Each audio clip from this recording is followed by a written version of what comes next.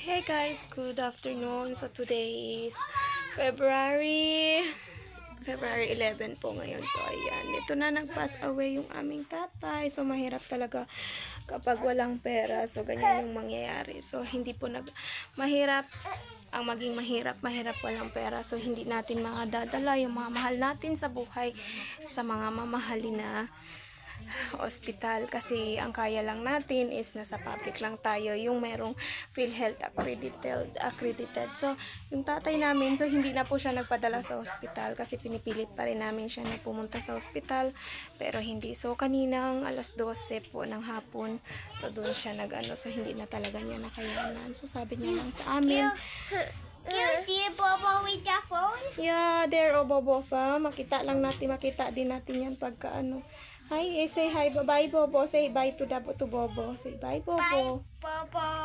Hindi na natin yan siya makita. Last na yan makita natin si Bobo. So wala na.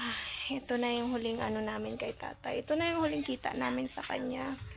So na talaga. Sobrang nahihirapan na din kasi siya. So pag dinadala namin siya sa ospital, so wala din namang findings yung doktor. So kaya ayan. Ito na siya ngayon, kanina lang siya nawala ng buhay. Ayan. So, ayun, yung mga naalala na lang namin, yung mga, syempre, yung mga magagandang memory. Tatay. Yan si Bobo yan, oh. Bobo yan, oh. Ayun siya. Say bye, Bobo. Nandito yung ate ng tatay namin sa pumunta. Galing pa yan sa bukid. Sobrang layo ng pinanggalingan niya. So, sinundo siya doon. Opo, si Bobo yan. Ayan. Minsan tinitingnan ko siya, akala ko humihinga siya. Na naman, uy, Bobo natin. Na naman tayong Bobo, uy.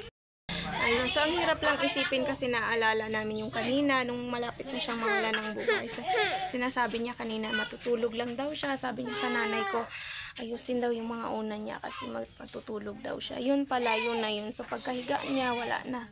So nalaman na na talaga ni nanay na wala na talaga siya. So yung sinasabi niya palang matulog siya. So forever na siyang matutulog, hindi nagigising. Tapos si nanay kanina dapat maglalabas siya ng mga pinagamitan niya, ng mga kumot. Mga kumot sabi niya kay nanay kasi hindi niya hindi niya talaga gusto na maglabas si nanay kasi nga sabi niya hindi na daw maglabas si nanay dahil nga paalis na daw siya. So yun, kaya kanina sobrang iyak ni nanay dahil ayun, alam niya kung kailan siya aalis, alam niya yung oras, so sinabi niya na kanina. Kaya hindi na kami nagulat talaga kami. Kanina umaga pa kami sa kanya kasi alam niya kung kailan siya aalis. So ayan, mahirap talaga pag wala tayong pera. Yan, dito lang siya sa bahay, so hindi na kami pumunta sa ospital.